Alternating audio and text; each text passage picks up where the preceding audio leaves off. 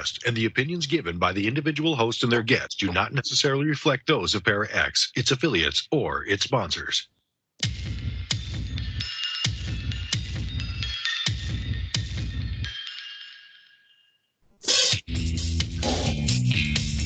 Supernatural, metaphysical, paranormal. You know, all those things you've been wondering about? Are you ready to go deeper into the realms of the unknown? I hope you've got your walking shoes on, because life is an adventure, and this is the journey. Come on, let's go.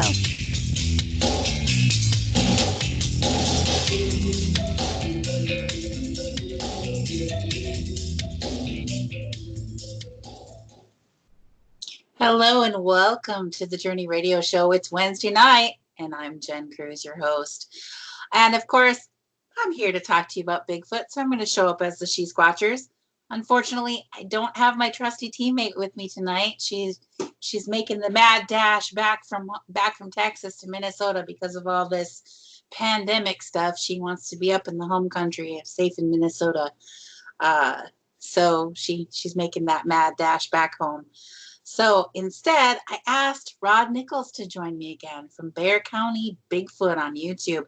And let me tell you, he was our guest last week. So tonight we're just going to have a Bigfoot chat, him and I.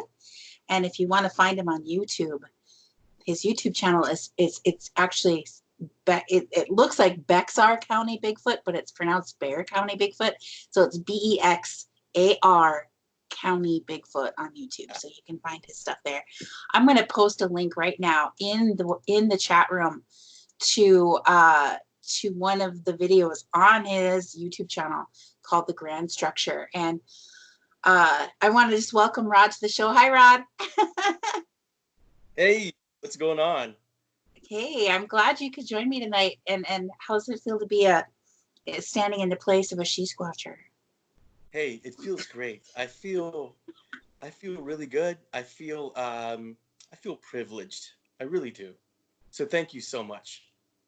That's awesome. Thank you for coming on tonight. No, really, I just needed somebody to step in for Jenna, because my original plan was Jenna and I were just going to talk about Bigfoot. So yeah. All of a sudden I was like, I don't think Jenna's going to be ready to talk about Bigfoot tonight. So I needed somebody quick. So thank you for coming and helping me out tonight. My pleasure, and once again, it's an honor and a pleasure to be here, and thank you again. I appreciate it. Awesome. So I just posted in the chat room a link to Rod's YouTube channel, a video on there called Back to the Grand Structure, and I'm just going to encourage everybody to go check it out on his YouTube channel, because it's quite a large structure, and I was really checking that out. And you know, there was a couple of things that I wanted to ask you about it. Yeah.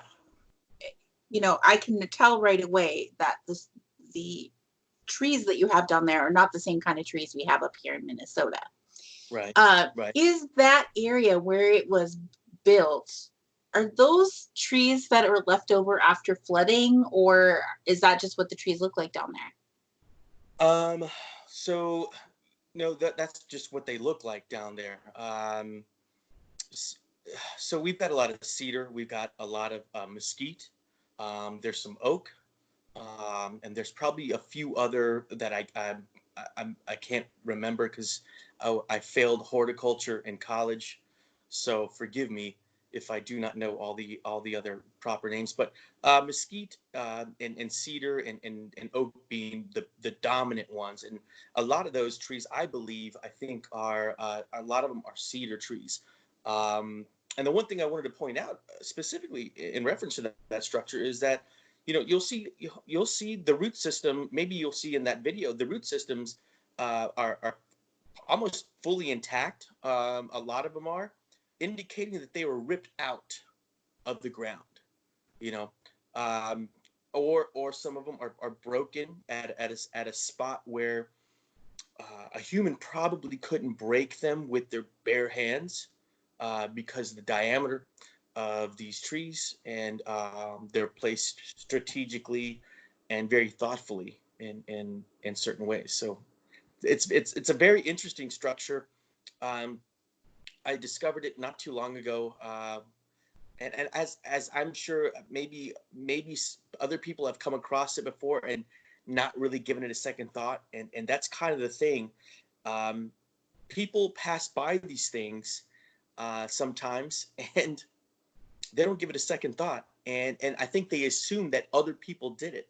And I really don't think that that's the case. Now, I will say this. I will say that some people may have passed by and like maybe some of the kids that I talked previously on the show, I talked to that were playing in one of the structures, and maybe maybe they grabbed branches and placed them in there or added to it, and I totally believe that. But at the core of it, those big 10, 12 foot, 15-foot trees that are put in place, I don't believe are put there by humans. So there you go. Mm-hmm. There you go. Yeah. Well, I just noticed how intricate and how large it was, and just the trees that were made up of it reminded me of like the branches, not necessarily exactly, but they look kind of like the branches that we might have down here by the river after Right. a flood, after the trees are ripped out and brought down. And it, that's how they kind of look down here after a flood. Right. For the trees that are ripped out of the ground and whatever. But but definitely they don't look like they were taken by the flood and made into that structure. Right. I was just wondering if the result of the trees looking like that without any little branches or, you know. Yeah. Well, it's so one thing I wanted to add to that was that area is of a little bit higher elevation. That's not floodplain property. So that would be ruled out because and now that I think about it, and I know this for a fact, that piece of property is actually it's on a little bit higher altitude, well, not altitude, higher elevation, sorry. Um, and it's kind of at an incline, kind of like this, okay? It's very subtle.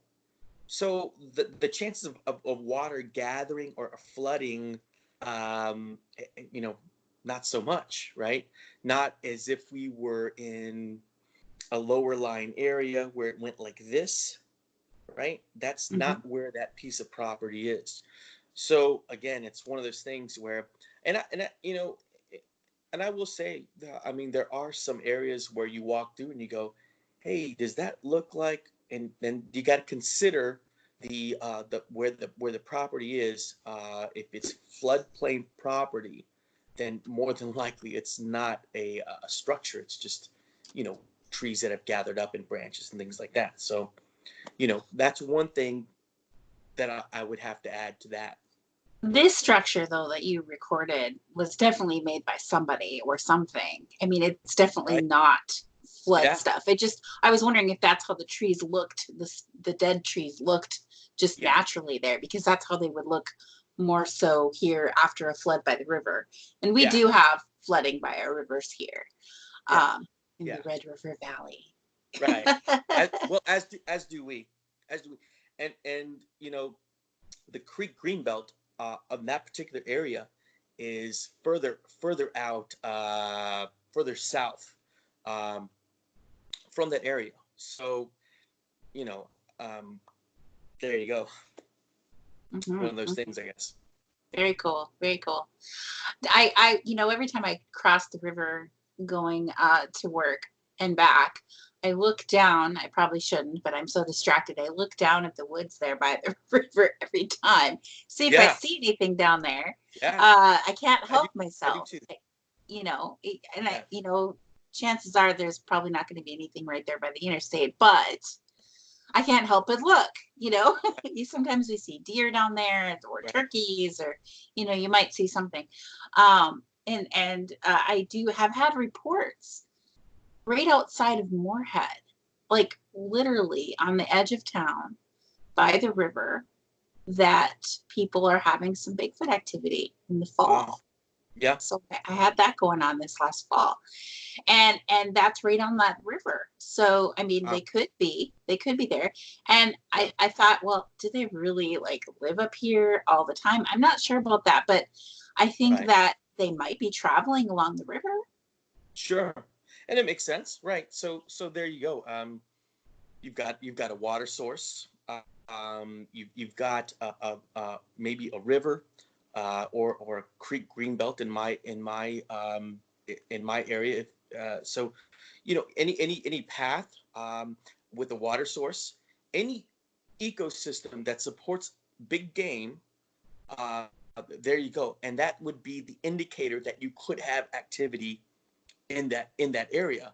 I'm not saying that it's consistent, but it very well can happen. So again, going back to thinking about, if you were an apex predator, and so the primary, one of the things that an apex predator would want is concealment, right?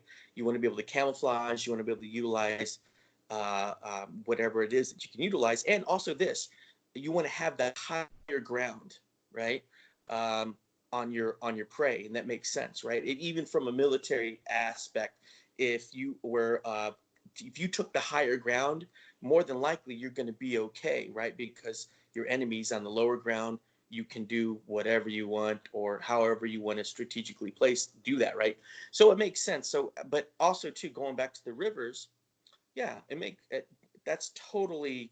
I mean, I wouldn't doubt that there's activity to some extent, or however that works, or if they're traveling in clans or whatever. But I mean, as long as the ecosystem supports big game, and there's a water source, makes perfect sense. They're probably going to be there, or they've passed through at one point in time. Well, I'm going to be honest here, because when people talk to me about, do Bigfoot migrate, uh, and I wonder that. I don't think that they all do. It maybe some of them do, but I don't think that they all Right? do, because I still get reports Yeah. from Minnesota in the middle of the winter when it is super cold here. Yeah. So I don't think that they all do, but maybe some of them do. And if they do, then they're traveling along the rivers to get further south. Yeah. Now, Yeah. when I drove down to Texas in January with Jenna, and I was so excited to catch up to the geese that had left. They left us for the winter, and Yeah. I found them in Iowa. They weren't that far away. And I really Wow. thought that the geese flew further south than that. But the skies were filled with geese. I mean, they were everywhere. And I was like, wow, this is more geese than we have up there when they're gathering to start going south. So I was like, Yeah. okay, well, here's where they are. They didn't go that far. I thought Right. here I was imagining them flying down to Texas, but I Yeah. guess they don't actually go that far away. Um, Yeah.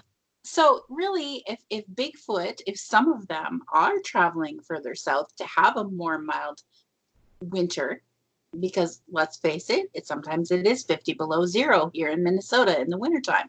That Sure. is difficult to survive, I'm sure. Yeah. Yeah. So for those that probably do travel, I think they're traveling along those riverways where Makes they're going sense. to have the woods. Because in Minnesota, in Iowa, we're looking at a lot of farmland. And so then there's got Yeah. wide open spaces, but along the river, you got thick forested areas where they've got cover and they can hide and travel. The animals do it. The deer travel along the riverways. The turkeys Yeah. travel along the riverways. I can just imagine that Bigfoot probably does too.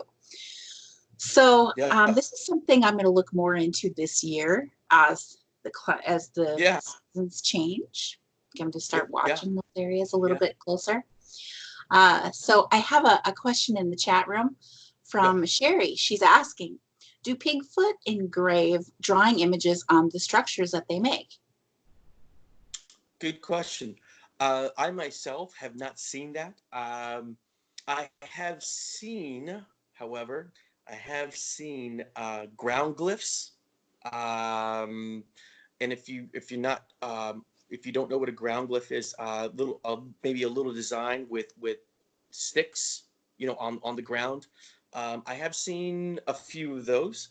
I have seen weaving with and forgive me, I do not know the name of the plant, but it's a plant that's got long, really long, slender leaves. And I have seen plenty of those woven. I've seen some tree bark woven around.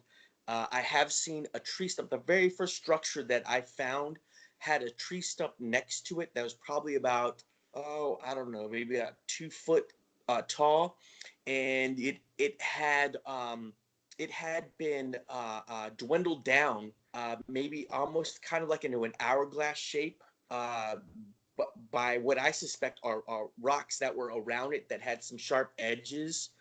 So whatever it was, I suspect was probably taking the rocks and whittling it down, but never really any carvings or anything like that. At least not yet. I have not seen. Okay. So Snooki says that she was looking at the structure while she's listening to the show, and she is thinking it's very interesting. So, and Sherry's thinking the weaving is cool. I've seen the weaving too. The trees and things that we have in a lot of our Minnesota forests are not as big as that I've seen down south, mostly because, Minnesota was highly logged by the logging community in the late 1800s, early 1900s. So the trees that are out there aren't really big, huge around, so they're skinnier trees, but they're tall. Yeah. And we have a lot of poplar trees and quaking ash and things like that. Which are typically tall trees that don't get very wide at all. And I know the poplar and the quaking ash, they can grow 6 feet every year, 6 feet tall every year. Yeah. So they grow really fast, and they spread by the root. I call them clone trees because they're really cloning themselves into the next growth. Same. There's really no deviation in look. They just look like. Well, they spread, like the roots spread out under the ground, and then a new tree will pop out from the root of the next tree next to it. So it makes a clone of itself. And they grow up in patches. Okay. So they're pretty thick areas. And so you've got these trees with all these branches and little leaves. And I would say the quaking ash tree is the friendly tree because with the slightest breeze, nothing else will be moving in the forest but the slightest little breeze, and the quaking ash is waving at you. So it looks like it's quaking just a little bit. I would say it's the friendly tree. That sounds like a friendly tree to me. Yeah. So what I've seen in Minnesota in the structures that we've been finding there is that they're taking these trees that maybe are, that big around, maybe 6 inches, 8 inches in diameter, going across or whatever. Maybe diameter isn't the right word. I'm not sure right now. No, you're right. You're right. Is that right? Yeah, you're right. You're right.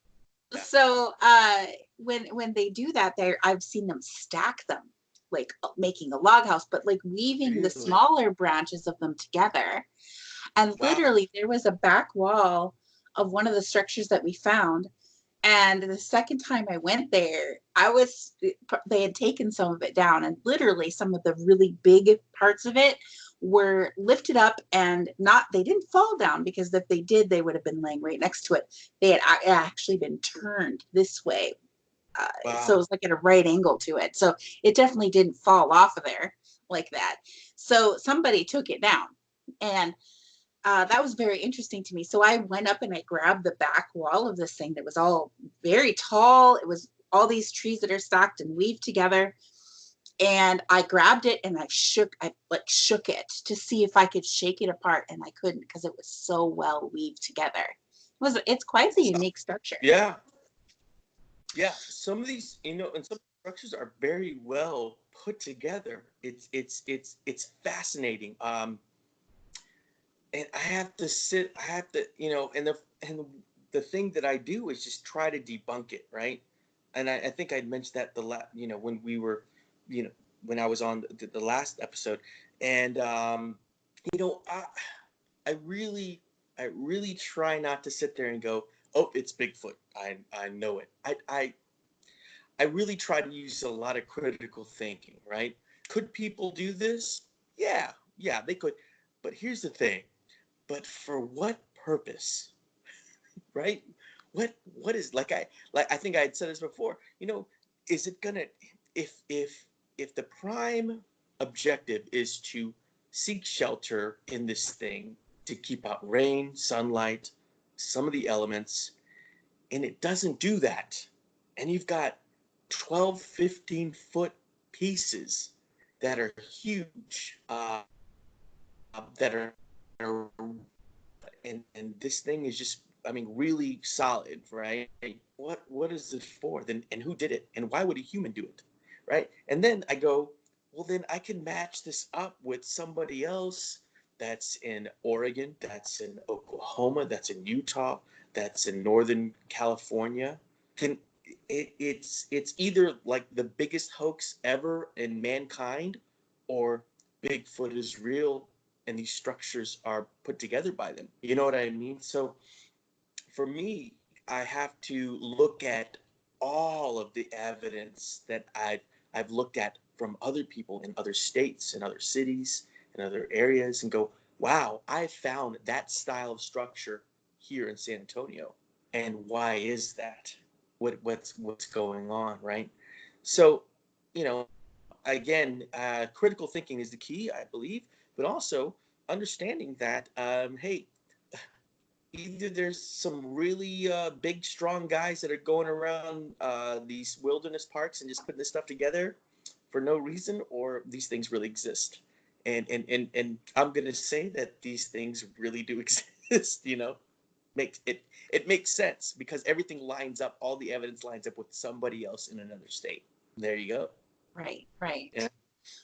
Well, and the places that I'm finding him, I don't really look a lot in parks and state parks. A lot of the time I'm on an Indian reservation in northern Minnesota, Oh wow. and Yeah. specifically the one that my family comes from, which is a closed reservation. And so the hunting laws that normally preside in the state of Minnesota do not apply there. That it Yeah. is deer hunting season every single day. Wow. That's nice. So good luck finding a deer. Oh, well, everybody's out there then. In Minnesota, driving through Minnesota at night, you just hope you don't hit a deer. Please, you're like, please no deer, please no deer. All right. But when I cross the border into my reservation, I have no fear of ever hitting a deer ever. Right. I saw one deer by the road one time, and it was, just into the border of the reservation. And I said, go back. You're not safe here. And I don't want to hurt you, please. and then another time I was working at a roundhouse on the reservation doing they were having sometimes I do some work with the Minnesota Indian Women's Sexual Assault Advocacy Coalition, and I was doing some work with some women at the roundhouse on the reservation, and there happened to be these beautiful windows that I was right next to, and I happened to look out the window, and in the woods I saw some white-tailed deer just running. Oh, wow. Yeah. And just a couple of them. So I mean, I was like, wow, that's shocking, Yeah. to Yeah. actually Wow. see them out there. I'll So tell you, we've got a ton of them here. It's so much so that the city sometimes will have to control the population and try and trap them and relocate them, because there's so many here. And where I live, the apartment complex I live, interestingly enough, I live right on the same creek greenbelt where I found all my evidence, So I see deer, raccoons, possums, like who doesn't see that? Ring-tailed cats, that's here. They look like lemurs with really long raccoon tails. Really crazy looking, yeah, animals, but really, I mean, nocturnal. They eat bugs and leaves and stuff like that, but pretty rare to see. But they do live here. But that's pretty much it. But the whitetail, pretty prevalent, very very prevalent. yes. Well, we have those all over Minnesota, except on the reservation, because it's deer hunting every day. So you have to go into some pretty remote areas to find the deer there on the reservation. Not right where there's going to be people. There's usually not a whole lot of them there. So when we find the structures on, let's see here. Oh, I lost Rod. Hang on. Here we go. He's coming back on. I think he's there. He's coming. I'll just keep talking. Oh, let me add him into the call again here. Sorry, everybody. Hey. Oh, there he is. Hi, Rod. I lost you for a minute. Lost me. Well, I'm just gonna keep talking. So yeah, of course. I was talking about the deer on the reservation and the deer hunting. Yeah. So when we're finding the structures that we're finding, they very easily could be a blind, because Jenna stepped behind one when I had my back turned. She stepped behind it and I turned around and I couldn't see her anymore. And I literally did freak out. I freaked out because she wasn't there.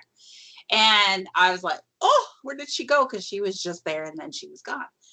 And all she did was step behind it. She could see me perfectly, but I couldn't see her at all. She was flashing her camera, flash at me so I could kind of see where she was at. Wow. And I could hear her because I started yelling, where are you? I can't find you. I can't see you. And she's like, I'm right here. But she could see me just fine. So, wow. There came the question, could it have been a blind that a hunter made? And the answer is no, because we've talked to the elders on the reservation. This was with this big structure that we found was 75 feet off of a drivable trail. Okay. And so let me just explain. Okay. The native elders say that nobody would ever build anything like that, especially by a drivable trail. Right. Because you'll get shot. Because the way that they hunt is from the back of moving pickup trucks. They shoot from the back of the truck. And so nobody would ever build anything like that near a drivable trail because they're going to shoot you. Okay, you're going to get shot. Absolutely. So nobody would do that. And not to mention that when natives build something out of wood, I mean, we build wigwams and things like that, which are using trees that we're bending and in a way they're weaving together, but not like that. And they're using twine or ribbon of some type to tie them together. There was no tying together on any of the structure, and it was absolutely massive. So there are many of them out there that the tribal DNR has been finding, and they just back away because they believe that it's Bigfoot building them, and they don't want to have an issue. No. Do they believe that those? Do they feel that those structures are sacred? They do not mess with them because there's maybe there's a bad maybe it's like a bad omen, or I mean whatever the terminology is. You know what I mean? Like, unlike the structure that you've got in your grand structure, it doesn't necessarily look like it keeps the elements out. These structures do appear to keep the elements out. Like you could be inside of it and most of the rain would not hit you because it's got like a roof weaved together. And so, and then in some of them on the, the ground inside is really cleared out and dug up and worked up inches down into the ground. So like inside of it, it feels like the softest mattress you could ever be on because it's all worked out. Now, when I found that and Jenna went inside one, she's like, it's so soft in here. This is softer than my mattress at home. It's so comfortable. There's not a stick. There's not a stone.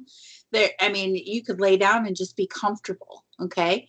And when I talked to my neighbor at my office and showed this to him and said, look at this from the video. And I said, the ground was soft in there and it was worked up.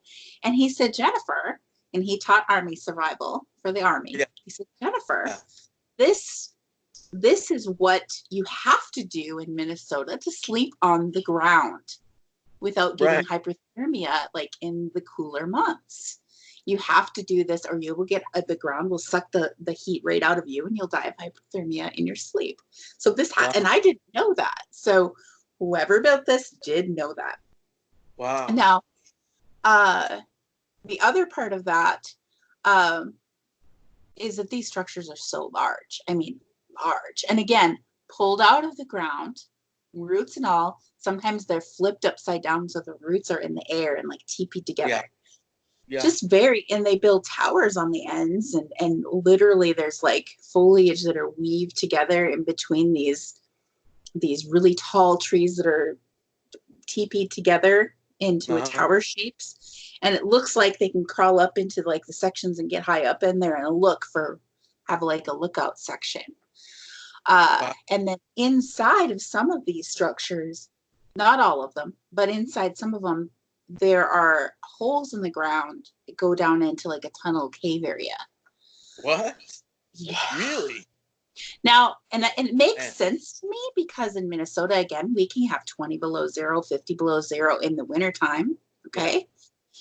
If they're not using fire to stay warm, then how are they staying warm? Because their fur can't be enough. So they're going to have to burrow underground or into hillside at something like that, like the bears do, right?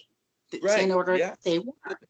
So, I mean, it's going to have to be what they do. If there is no cave system available, they're going to have to make something to keep themselves warm if they're not using fire, which we have never seen evidence that they use fire. Yeah. Yeah. And so that goes back to like the whole fake fire pit thing we talked about last time, right? And we're going to hold that thought because we're going to go to our commercial break and we'll be right back. So stay tuned, everybody. Okay. All right, good. I looked over the clock and went, oh, we're late for the break. Oh, no, it's all good. That went quick. Bummer that I don't know what happened there. That was weird. Okay. It worked out. Modern technology. Yeah. All right. Going quick. Yeah. So what were we talking about right at the end there so we can come back to it again? Yeah. The cave system, you're talking about them getting utilized that fake fire pit? Yeah.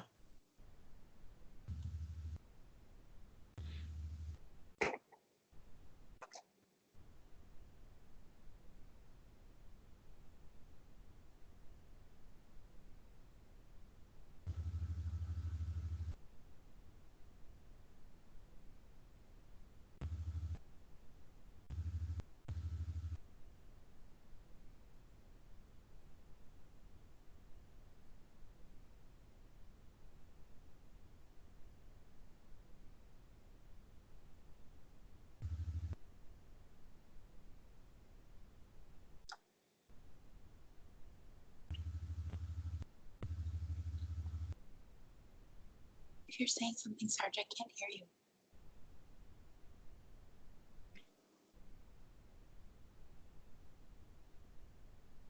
Okay, 30 seconds.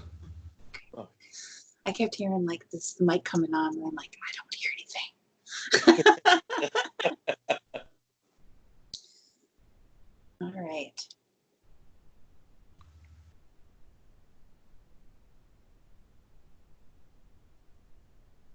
Ten.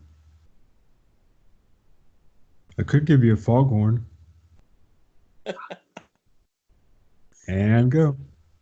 Welcome back to the show, everyone. This is the Journey Radio Show. And hey, I'm Jen Kruse from the She-Squatchers. I've got a special guest talking Bigfoot with me tonight. We're having a Bigfoot chat. So welcome from Bear County Bigfoot on YouTube, Rod Nichols. So we were just going into the break. We were talking about, never seeing evidence that Bigfoot used fire, but yet you're finding these faux fire pits that they're making. Yeah. That's interesting to me. Yeah,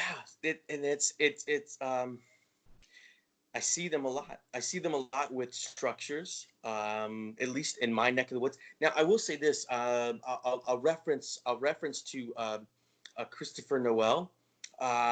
He has actually put out a video on his channel solely on fake fire pits, not just from me, but from other regions of the country where we're finding these fake fire pits right next to the structures.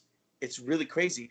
You'll see the rocks placed, in a circle, and you'll either just see that, or it'll be a bunch of rocks in maybe one big circle, and there's some in the middle as well, and then you'll see some with rocks in that same formation with maybe some tinder, that's not been lit, no fire's been lit, little pieces of wood, things like that. It's really crazy, and I mean, I don't know if they're mimicking what they see from us, or or if it's something different.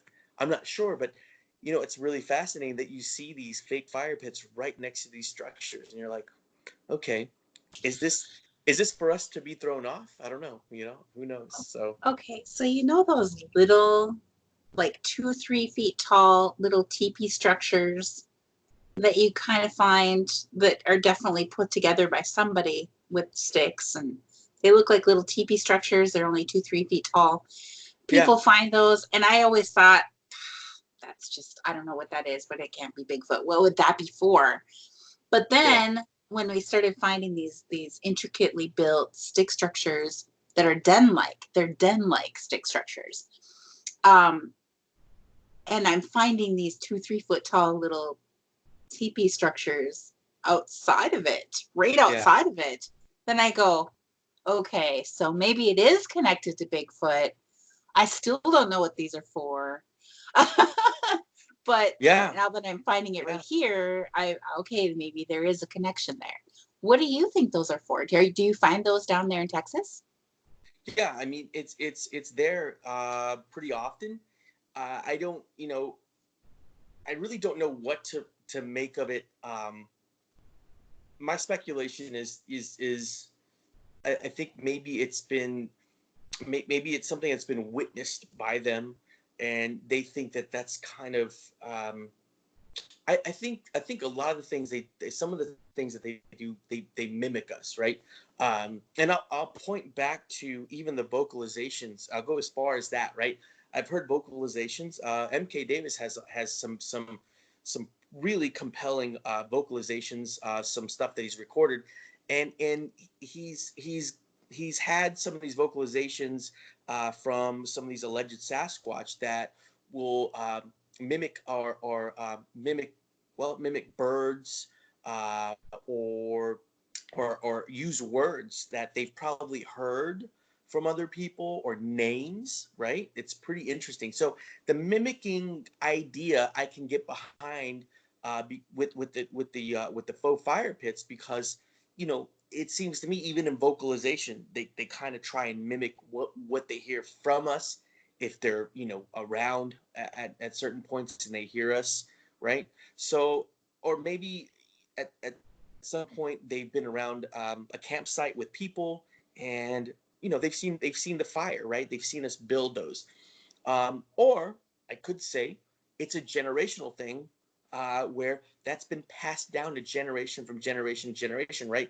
So even in their clan, even if you have like great grandfather, grandpa, and mom, dad, all the whole thing, and they've shown this throughout from generation to generation. Look, this is how we build these things, right? And I'm just guessing, right? This is how we build it, and then when you build it, you got to leave this, right? That's one of the things that you have to do, and maybe that's what it is. I don't know, but I find them pretty often, and it's pretty interesting.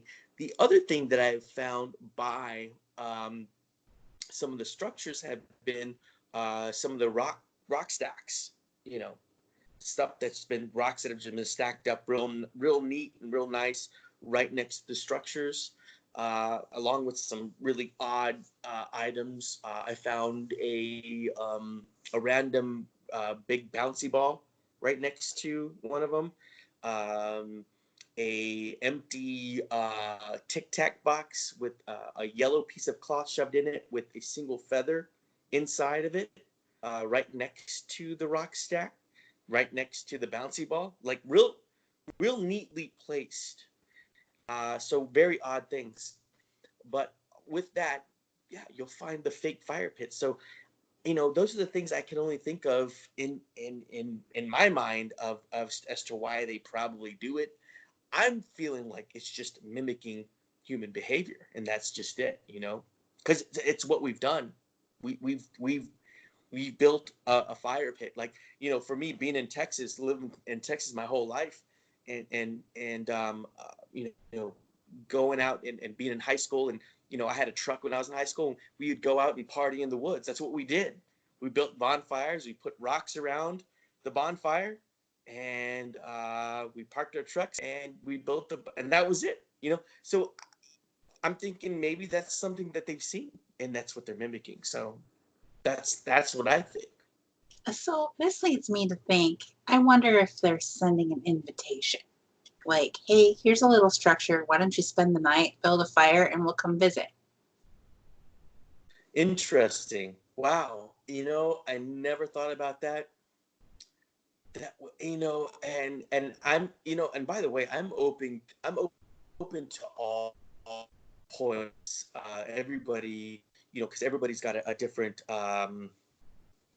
opinion on what they believe. And that's a very interesting one. I don't, and I will say that actually has crossed my mind before. So, yeah, I don't know. I would love for you to try that. I would totally try it. You would do it? I would do it. Yeah. Yeah, absolutely. Absolutely. Yeah, absolutely. It's funny. I had a friend I was talking to, and by the way, when not a lot of my friends know what I do or my interests and me being into the Bigfoot world. And then when I talk to people about it that know me, they're like, what do you mean? And I'm like, look, let me show you the evidence here. Let me show you all these things.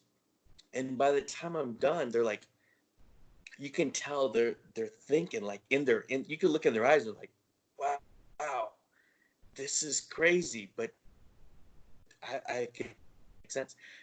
Some of the things that I've told my friends have been, hey, look, let's go. Or somebody that wants to go out with me, that's a well-seasoned researcher or whatever, and hey, let's go out at night and let's check this out. Let's go to this spot and this spot, and I'll talk to my friends about that, or one random friend will be like, no, don't do that. No, that's scary. And I'm like, well, I mean, I need to know. I need to go out there. I need to find out, like, why. I need to find out why. I'm not out there to hurt anything, but at the same time, I'm like, I kind of need to know. So, the whole idea of it, that faux fire pit being an invitation, I would probably do it too. You know what I mean? Just because I don't know. I need to find out. I have to know. So you could be right. You could be very right. Make sure you have plenty of digital recorders set around so that if they approach at night, maybe you'll catch some chatter like they did in the Sierra Sounds of Ron Moorhead. That was interesting stuff. My gosh. Yeah. Ron Moorhead has some of the most compelling evidence ever. Like, ever. And not only that, they're in this rickety little shack, which, by the way, these things could have come in, torn it apart within seconds, and picked out taken anybody they wanted, but they didn't. And that's what's fascinating to me. But that evidence, and that, in fact, what's funny you bring that up is I saw a little bit of a video on somebody from Texas A&M that analyzed those vocalizations, and they were like, it may sound human, but I don't think it is. And this guy was like, this is some of the most compelling stuff I've ever heard, or the most interesting vocalizations I have ever heard.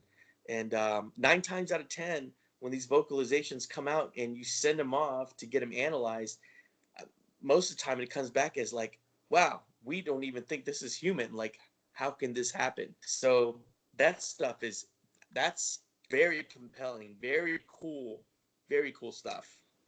And it literally, some of it sounds like samurai chat, like samurais Yeah. talking.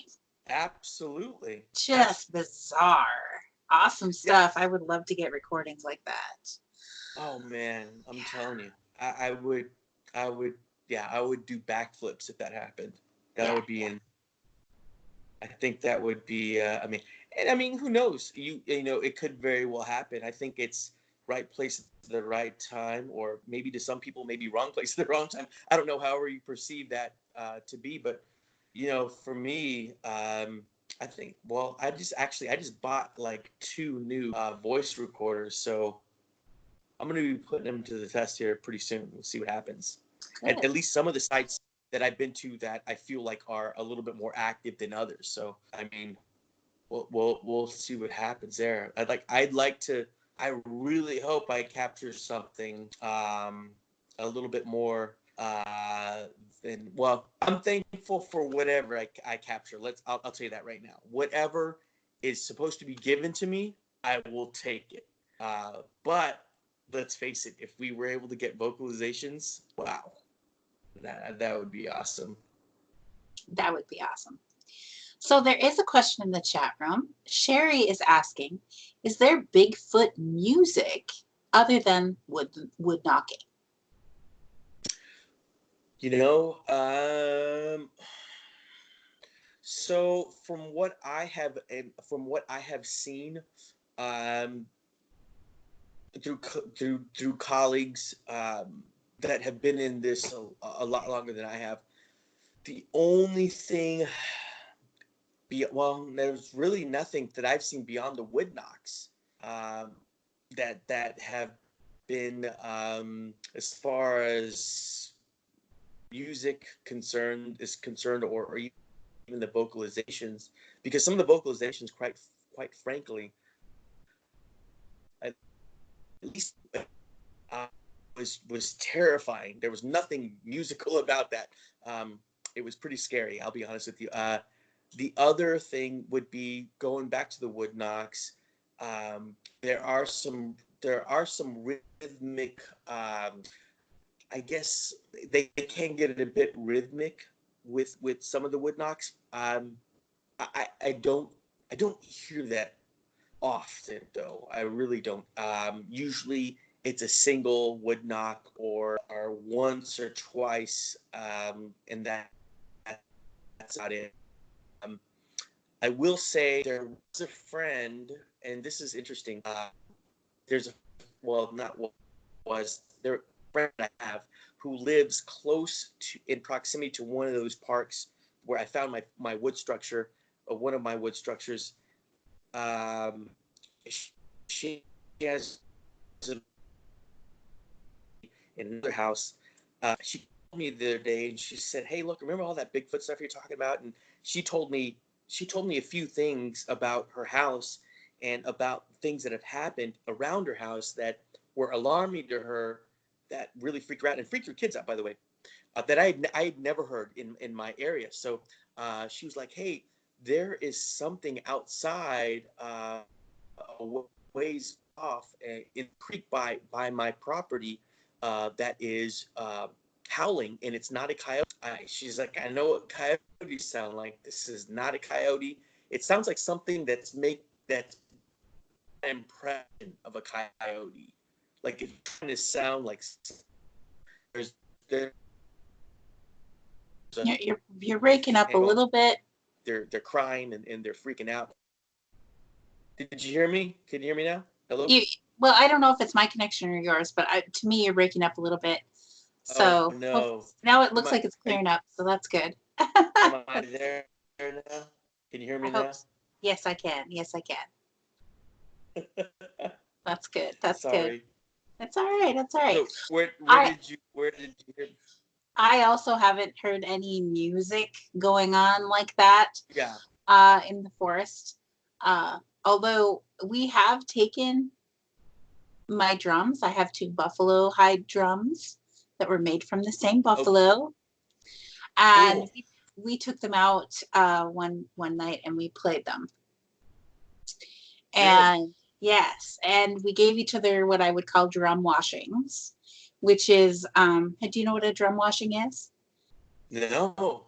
Okay, so in my profession, I do holistic healing and spiritual guidance, and some people would call it probably traditional Okay. native counseling to some extent.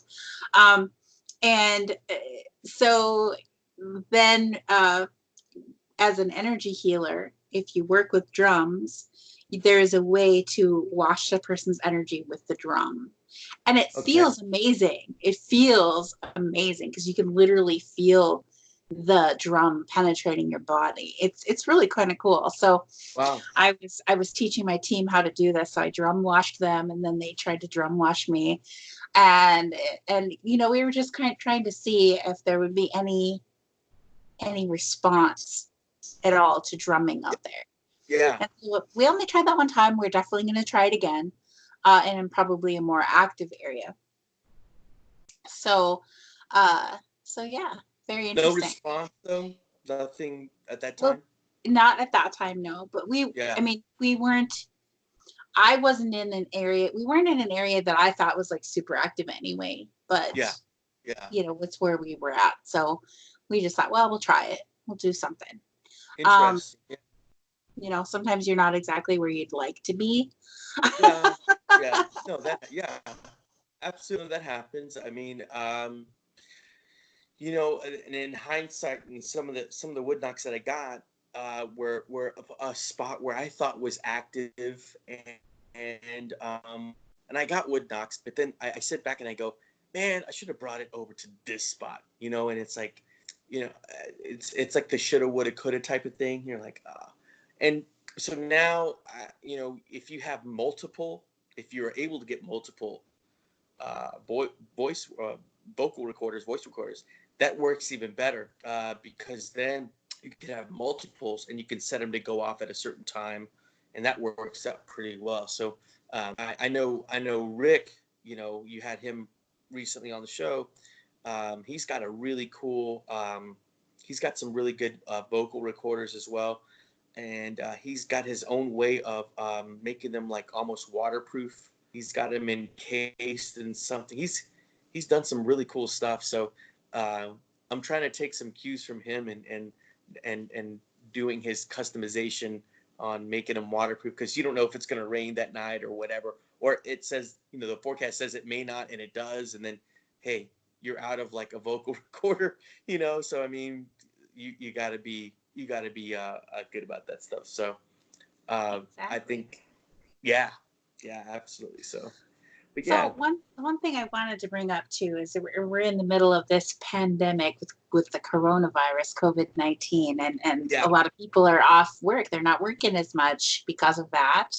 I think Right. you and I are in that boat. Yeah. I see a lot of the Bigfoot community posting on Facebook that they're heading to the woods. Right. Are you going to be doing a lot more of that when you're off? Yeah, I would like to.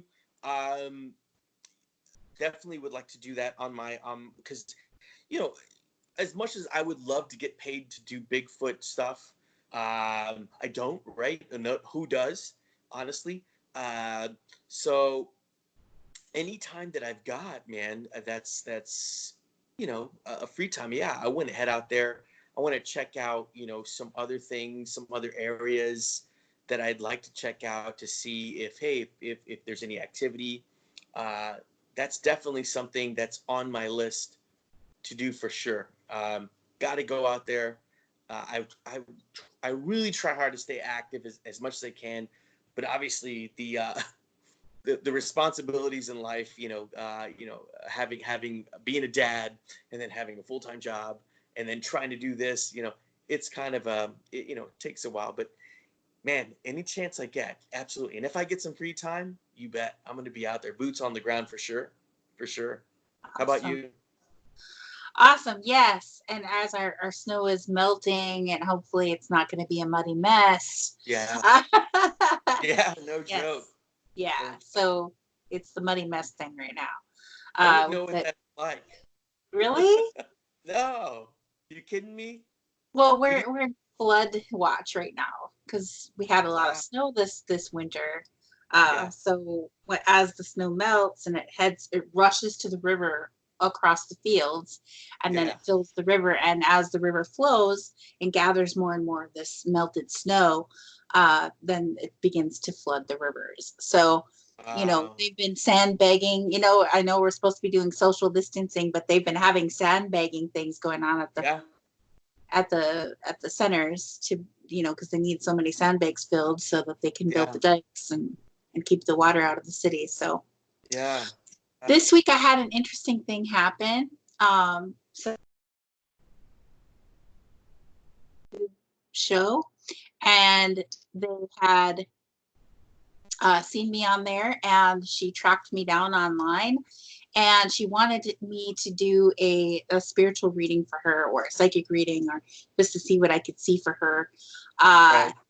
And I typically don't advertise that kind of thing in connection with my Bigfooting, although I do have, sometimes people will ask me if I can remote view for them before they go looking for Bigfoot, and sometimes I have done that, sometimes I don't.